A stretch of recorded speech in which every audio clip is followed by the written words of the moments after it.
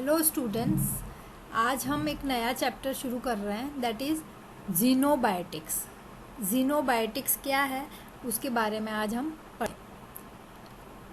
जीनोबायोटिक्स क्या है? जीनोज का मतलब है स्ट्रेंज या फॉरेन पार्टिकल्स। तो जो भी है बायोटिक्स मतलब बायोलॉजिकल बॉडी। तो हमारे बॉडी में कोई भी बाहर से कोई भी फॉरेन पार्टिकल्स आता है उसको अपन बोलते हैं जीनोबायोटिक्स। अब इस जीनोबायोटिक्स का मेटाबॉलिज्म हमको पढ़ना है कि ये हमारे बॉडी में कैसे टूटते हैं कि हम इनको वापस एक्सक्रीट कर सकें या शरीर से बाहर निकाल सकें। तो डिटॉक्सिफिकेशन और डिटॉक्सिकेशन क्या है? डिटॉक्सिकेशन या डिटॉक्सिफिकेशन क्या है? एक सीरीज ऑफ रिएक्शन है, is a series of biochemical reactions जो कि हमारे बॉडी में एक स्ट्रेंज या टॉक्सिक सब्सटेंस, एक जो हमारे लिए हानिकारक फॉरेन पार्टिकल है, उस कंपाउंड को नॉन टॉक्सिक या लेस टॉक्सिक में कन्वर्ट करें ताकि हम उसको यूरिन के थ्रू या कैसे भी उसको एक्सक्रीट कर सकें या बॉडी से बाहर निकाल सकें। इन सब चीज़ों के लिए, ये जीनोबायोटिक मेटाबॉलिज्म के लिए हमारे बॉडी में जो साइट है, जो जगह है, वो है लीवर। तो हमारे बॉडी में इस लीवर पे लोड आता है। आजकल के फैशन में लोग बाग थोड़ा सा भी सिर दुखता है, कुछ भी होता है तो दवाइयाँ लेना शुरू कर देते हैं। कुछ जनों ने तो एक फैशन बना रखा है कि हर आधे एक घंटे में दवाई खाते हैं। ये दवाई खाने से उनको ये नहीं पता है कि ये लोड किस पे आ रहा है, लीवर पे आ रहा है। लीवर को ये एक्स्ट्रा काम करना पड़ रहा है। तो साइट ऑफ डिटॉक्सिफिकेशन जो है, डिटॉक्सिफिकेशन कहाँ होता है? लीवर के अंदर होता है। अब ये जीनोबायोटिक कंपाउंड जो है डिटॉक्सिफाई कैसे होते हैं? ये डिटॉक्सिफाई होते हैं दो फेज रिएक्शन से। दो तरह की रिएक्शन से ये दो फेज में टूटते हैं ताकि अपन उनको बॉडी से बाहर निकाल सकें। उसमें फर्स्ट टाइप जो है फेज 1 रिएक्शन, उसमें आती है ऑक्सीडेशन, रिडक्शन और हाइड्रोक्सिलेशन। तो फेज 1 रिएक्शन में 3 तरह की रिएक्शंस आती है, दैट इज ऑक्सीडेशन, रिडक्शन और हाइड्रोक्सिलेशन। फेज 2 में एक रिएक्शन है सिर्फ, दैट इज कॉन्जुगेशन। अब आज हम इन्हीं फेज 1 और फेज 2 रिएक्शंस के बारे में पढ़ेंगे।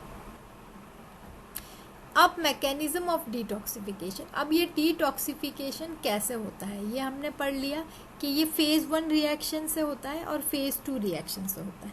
फेज 1 में ऑक्सीडेशन है, रिडक्शन है और हाइड्रोलिसिस है। अब ये क्या है? ऑक्सीडेशन क्या है? ऑक्सीडेशन क्या है? Addition of oxygen. रिडक्शन क्या है? Addition of hydrogen. हाइड्रोलिसिस क्या है? वाटर की प्रेजेंस में टूटना। Hydro means water, lysis is breakdown. तो पानी की प्रेजेंस में या वाटर की, जल की प्रेजेंस में जब कोई सब्सटेंस टूटता है तो that is known as hydrolysis.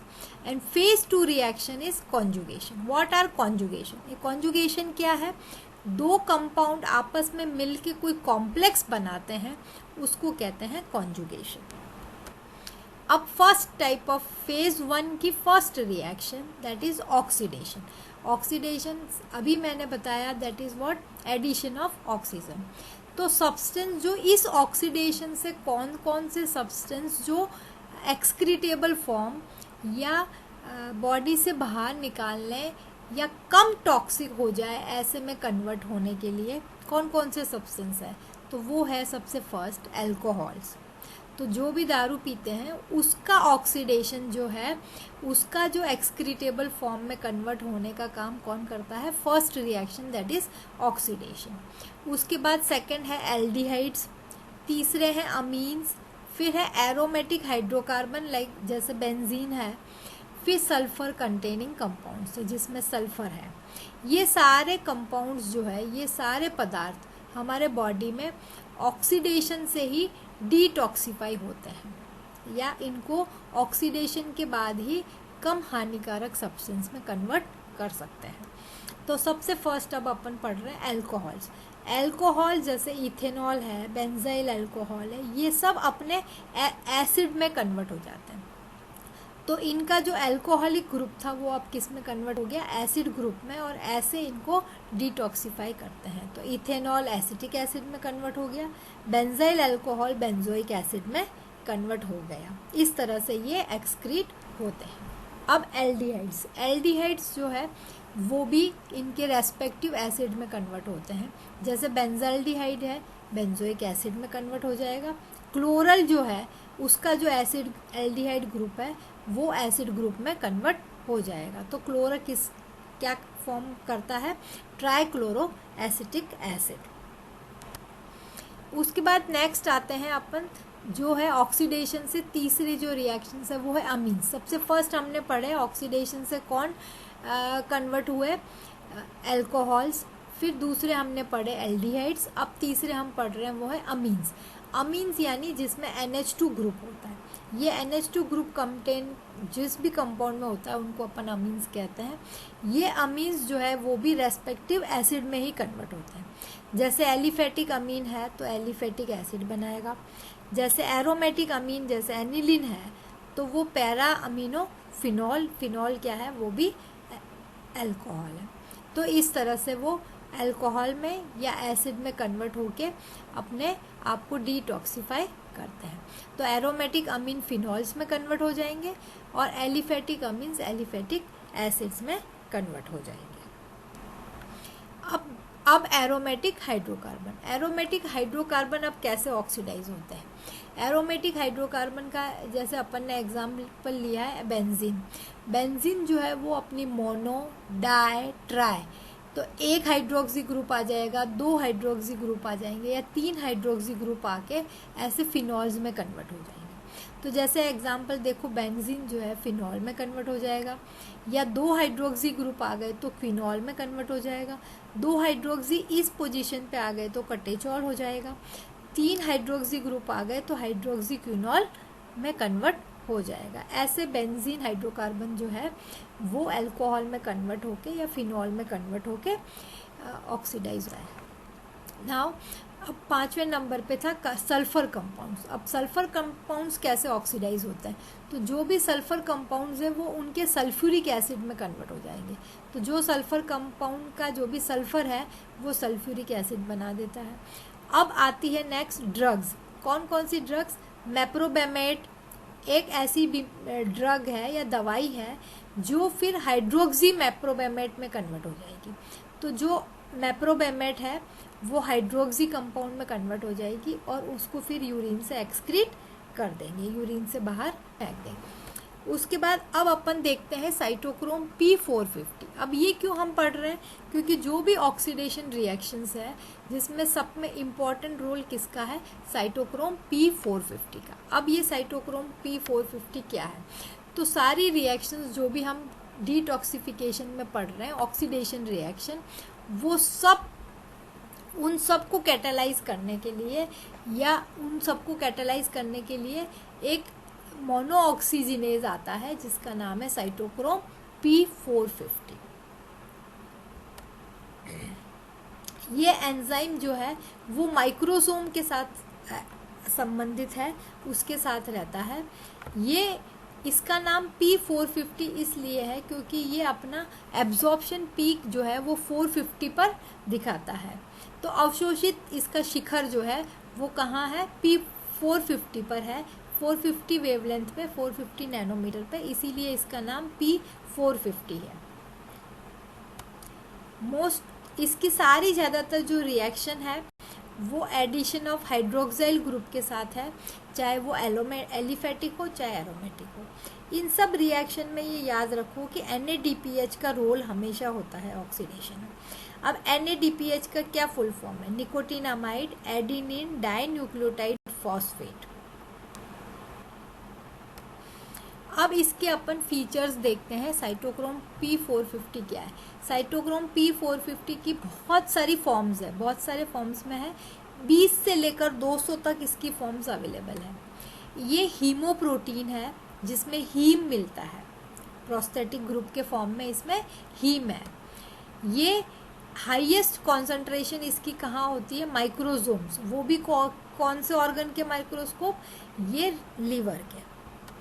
उसके बाद इसका एक्शन जो है पी साइटोक्रोम P450 का एक्शन जो है वो NADPH पे डिपेंडेंट है। NADPH का मैंने फुल फॉर्म बताया क्या है, निकोटिनामाइड एडेनिन डाइन्यूक्लियोसाइड फॉस्फेट। फिर ये एक फॉस्फोलिपिड है फॉस्फोटिडाइल कोलिन। ये फॉस्फोटिडाइल कोलिन जो है इस साइटोक्रोम P450 सिस्टम का इम्पॉर्टेंट पार्ट है, जो तभी वो उस एंजाइम एक्शन कर सकता है। फिर ये साइटोक्रोम P450 को अगर इंड्यूस करना हो और बढ़ाना हो तो अपन फिनोबार्बिटोल ड्रग से ये इंक्रीज होता है या बढ़ता है। अब अपन आ जाते हैं फेज़ 1 की दूसरी टाइप की रिएक्शन। फर्स्ट टाइप की रिएक्शंस हो गई ऑक्सीडेशन, अब सेकंड है रिडक्शन। रिडक्शन बताया मैंने, व्हाट इज़ रिडक्शन? रिडक्शन क्या होता है? Addition of hydrogen. तो जब भी अपन हाइड्रोजन को ऐड करेंगे या रिमूवल ऑफ ऑक्सीजन, दोनों रिएक्शन क्या कहलाएगी? रिडक्शन। तो अब यहाँ नाइट्रो कंपाउंड्स हम देख रहे हैं, जो भी नाइट्रो कंपाउंड्स है वो अमीन कंपाउंड में कन्वर्ट हो जाएगा। तो नाइट्रो का ऑक्सीजन जो है वो हाइड्रोजन में कन्वर्ट हो जाएगा। तो पिक्रिक एसिड जो है वो पिक्रामिक एसिड में कन्वर्ट हो जाएगा। क्लोरल का जो एल्डिहाइड ग्रुप है वो अल्कोहल में कन्वर्ट हो जाएगा। एल्डिहाइड में अल्कोहल में कन्वर्ट हो गया तो क्लोरल अब बनाता है ट्राइक्लोरोइथेनॉल। इसी तरह से नाइट्रोबेंजीन का जो नाइट्रो है वो अमीन में कन्वर्ट हो जाता है और इस तरह से नाइट्रोबेंजीन जो है वो अमीनोबेंजीन बनाता है।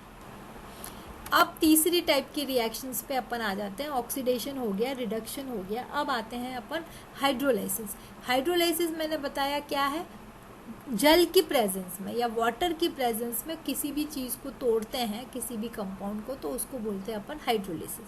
हाइड्रोलिसिस जो है वो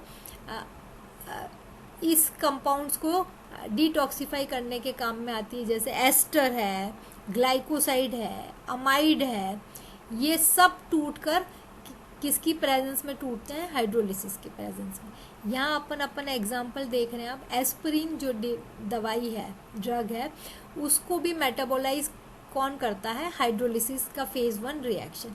वो किस में कन्वर्ट कर देती है? सैलिसाइलिक एसिड में।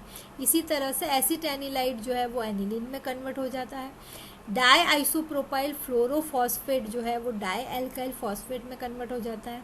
एट्रोपिन जो है वो ट्रोपिक एसिड में कन्वर्ट हो जाता है। प्रोकेन जो है वो पैरा अमीनो बेंजोइक एसिड में कन्वर्ट हो जाता है। इस तरह से हाइड्रोलिसिस से ये सारी ड्रग्स का डिटॉक्सिफिकेशन या उसको कम हानिकारक में कन्वर्ट करता है। अब फेज़ 2 रिएक्शन शुरू हो जाती है। अब फेज़ 1 रिएक्शन सारी कंप्लीट हो गई। अब अपन आते हैं फेज़ 2 रिएक्शन। फेज़ 2 रिएक्शन में सिर्फ एक ही रिएक्शन है, वो है कॉन्जुगेशन। अब कॉन्जुगेशन क्या है? कॉन्जुगेशन जो है वो जब कोई दो कंपाउंड आपस में मिल के एक कॉम्प्लेक्स बनाते हैं, ऐसे कंपाउंड्स को अपन बोलते हैं, ऐसे प्रोसेस को बोलते हैं कॉन्जुगेशन रिएक्शन। तो सेवरल जीनोबायोटिक डिटॉक्सिफिकेशन करते हैं और फिर लेस टॉक्सिक या कम टॉक्सिक पदार्थ में कन्वर्ट करके, ताकि उनको अपन बॉडी से, चाहे यूरिन में या किसी और तरह से, उसको बॉडी से बाहर निकाल सकें। अब कॉन्जुगेशन जो प्रोसेस वो क्या है कि कोई भी जो फॉरेन बॉडी है वो इस कॉन्जुगेटिंग एजेंट के साथ कंबाइन करके एक ऐसा कॉम्प्लेक्स बना देता है जिसको अब बॉडी से निकालना इजी है। आप सबने ये एग्जाम्पल तो पढ़ा ही होगा, जैसे हीमोग्लोबिन का मेटाबॉलिज्म जब पढ़ा था तुम लोगों ने, तब तुमने देखा होगा कि एक कॉन्जुगेशन रिएक्शन आती है जिसमें लीवर में बिलिरुबिन कॉन्जुगेट करता है डिग्लूक्यूरोनिक एसिड के साथ, और किसमें? डाइग्लूक्यूरोनाइड में कन्वर्ट हो जाता है और उसको फिर वैसे एक्सक्रीट करते हैं या बॉडी से बाहर निकालते हैं बाइल जूस या बाइल प्रोडक्ट के फॉर्म में। अब डिफरेंट कॉन्जुगेशन के कौन कौन से एजेंट्स हैं? तो ग्लूक्यूरोनिक एसिड, ग्लाइसिन, सिस्टीन इसलिए लिखा है कि वो ग्लूटाथायोन भी लिख सकते हैं अपन। ग्लूटाथायोन का जो थर्ड अमीनो एसिड वो सिस्टीन है। फिर glutamine, methyl group, sulphate, acetic acid और थायोसल्फेट। अब सबसे फर्स्ट आ जाते हैं कॉन्जुगेशन विद ग्लूक्यूरोनिक एसिड के साथ। अब ग्लूक्यूरोनिक एसिड का जो कॉन्जुगेशन है वो बहुत कॉमन है। और ये इसकी जो एक्टिव फॉर्म है ग्लूक्यूरोनिक एसिड किस फॉर्म में काम करता है, वो है यूडीपी ग्लूक्यूरोनिक एसिड। इसका जो एंजाइम रेस्पॉन्सिबल है, इसके लिए जो एंजाइम काम करता है वो है ग्लूक्यूरोनाइल ट्रांसफियरेज। अब जो भी अल्कोहल्स है वो यूडीपी ग्लूक्यूरोनिक एसिड से कंबाइन करके एक कॉम्प्लेक्स बनाता है जिसको अपन बोल रहे हैं कॉन्जुगेशन या कॉन्जुगेट। दैट कॉन्जुगेट इज ग्लूक्यूरोनाइड, और एंजाइम हमने देख ही लिया ग्लूक्यूरोनाइल ट्रांसफियरेज की प्रेजेंस में काम करता है ये। अब कुछ और ड्रग्स हैं जैसे बार्बिट्रेट्स है, उन सब में भी ग्लूक्यूरोनाइल ट्रांसफियरेज एक्टिव होता है और ग्लूक्यूरोनाइड फॉर्मेशन बढ़ाता रहता है। ऐसे बहुत सारे कंपाउंड्स है जैसे हाइड्रोक्साइल है, कार्बोनाइल्स है, सल्फाहाइड्राइल है, अमीनो ग्रुप्स है, ये सब यूडीपी ग्लूक्यूरोनिक एसिड से कॉन्जुगेशन करके ही एक्सक्रीट होते हैं। जैसे फिनॉल्स है, फिनॉल जो है वो यूडीपी ग्लूक्यूरोनिक एसिड के प्रेजेंस में कन्वर्ट हो जाता है फिनाइल ग्लूक्यूरोनाइड। अब यहाँ सब पे एंजाइम अंडरस्टूड है कि ग्लूक्यूरोनाइल ट्रांसफियरेज एंजाइम की प्रेजेंस में ही ये सब काम हो रहा है। बेंजोइक एसिड जो है यूडीपी ग्लूक्यूरोनिक एसिड की फॉर्म में कॉन्जुगेट करता है, उससे कंपाउंड कॉम्प्लेक्स बनाता है जिसका नाम है बेंजोइल ग्लूक्यूरोनाइड। बिलुरुबिन सब बता ही दिया मैंने, वो बनाता है बिलुरुबिन डाई ग्लूक्यूरोनाइड। अब कॉन्जुगेशन विथ एल ग्लाइसिन। अब कॉन्जुगेशन ग्लाइसिन के साथ कैसे करता है। अब ग्लाइसिन कैसे काम करता है कॉन्जुगेशन का, तो जैसे बेंजोइक एसिड है, निकोटिनिक एसिड है, सिनेमिक एसिड है, ये सब कंपाउंड्स एसिड वाले ये ग्लाइसिन के साथ कॉन्जुगेट करके इनके कॉम्प्लेक्स बनाते हैं। जैसे बेंजोइक एसिड हिप्यूरिक एसिड बनाता है, निकोटिनिक एसिड जो है निकोटिनूरिक एसिड बनाता है, सिनेमिक एसिड जो है सिनेमाइल ग्लाइसिन बनाता है, और इस तरह से ये कॉम्प्लेक्स फिर कॉन्जुगेट के फॉर्म में एक्सक्रीट होता है। अब conjugation with L glutamine.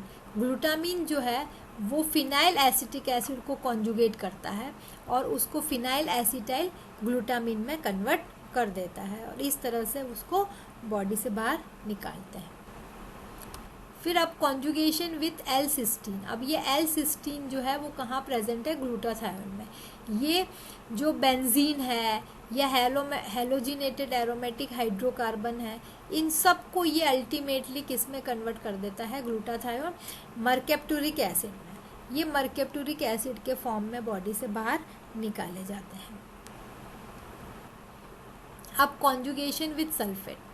Conjugation sulphate जो है वो कैसे कॉन्जुगेट करता है कि जैसे इंडोल है, उसके ऑक्सीडेशन से इंडोक्साइल बना, ये फेज 1 रिएक्शन से बना ऑक्सीडेशन से। अब ये इंडोक्साइल जो है वो इंडोक्साइल सल्फेट में कन्वर्ट होता है और इंडिकेन के फॉर्म में यूरिन में से एक्सक्रीट होता है। अब ये सल्फेट जो है देने वाला कौन है, PAPS, वो उसको पैप में कन्वर्ट करता है। ये अभी आगे भी आएगा, अपन देखते हैं। ये देखो फिनॉल जो है सल्फो ट्रांसफियरेज एंजाइम की प्रेजेंस में, पैप्स की प्रेजेंस में, कॉन्जुगेटिंग एजेंट क्या है, पैप्स। सल्फेट जो है किस फॉर्म में प्रेजेंट होता है, पैप्स। पैप्स क्या है, फॉस्फो एडिनोसाइल फॉस्फोएडिनोसाइल फॉस्फोसल्फेट, ठीक है, इस फॉर्म में ये कन्वर्ट है। ये फिर पैप में कन्वर्ट हो जाएगा, दैट इज फॉस्फोएडिनोसाइल फॉस्फेट में, और एंजाइम सल्फो ट्रांसफियरेज है और फिनाइल सल्फेट के फॉर्म में कॉन्जुगेट होगा। अब कॉन्जुगेशन विथ थायोसल्फेट।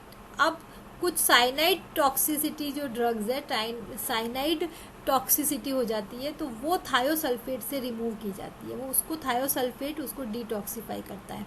तो साइनाइड को सोडियम थायोसल्फेट उसको थायोसाइनेट में कन्वर्ट करके और डिटॉक्सिफाई करता है। अब कॉन्जुगेशन विथ एसीटेट। एसीटेट के साथ, एसीटेट की जो एक्टिव फॉर्म है वो क्या है, एसिटाइल कोएंजाइम है। तो ये कॉन्जुगेशन एसिटाइल कोएंजाइम में सल्फानेलिडाइड, आइसोनिजाइड, इन सबको किस में कन्वर्ट कर देता है, उनके एसिटाइल कंपाउंड्स में। तो इसका एंजाइम जो है वो है एसिटाइल ट्रांसफियरेज। ये एसिटाइनिलाइड को किस में कन्वर्ट करता है, एसिटाइल सल्फा एनिलाइड में। सेम इसी तरह से आइसोनिजाइड किस में कन्वर्ट हो जाता है, एसिटाइल आइसोनिजाइड में। उसके बाद कॉन्जुगेशन विथ मिथाइल ग्रुप। अब मिथाइल ग्रुप के साथ कॉन्जुगेटिंग एजेंट का मिथाइल का काम मिथाइल ग्रुप कैसे करता है कि ये जैसे निकोटिनामाइड है, पायरिडीन है, इनको ये लेस टॉक्सिक में कन्वर्ट करते हैं। अब ये कैसे कन्वर्ट करता है, ये मिथाइल ग्रुप आता कहाँ से है, तो ये मिथाइल ग्रुप आता है एस एडिनोसाइल मिथोइनिन से। ये एस एडिनोसाइल मिथोइनिन जो है वो एस एडिनोसाइल होमोसिस्टीन में कन्वर्ट हो जाता है in presence of methyl transferase. इस तरह से 1 कार्बन मिथाइल को ये निकोटिनामाइड ले लेता है और किस में कन्वर्ट हो जाता है, एन मिथाइल निकोटिनामाइड में। इसी तरह से पायरिडीन भी एक मिथाइल ले लेता है और किस में कन्वर्ट हो जाता है, एन मिथाइल पायरिडीन में। इस तरह से ये लेस टॉक्सिक सब्सटेंस में कन्वर्ट हो जाता है। यहाँ पर भी मिथाइल ग्रुप कौन डोनेट करता है, एस एडिनोसाइल मिथोइनिन, जो कि कन्वर्ट हो जाता है एस एडिनोसाइल होमोसिस्टीन में, और मिथाइल इसको पायरिडीन को दे देता है। सो धन्यवाद, थैंक यू वेरी मच।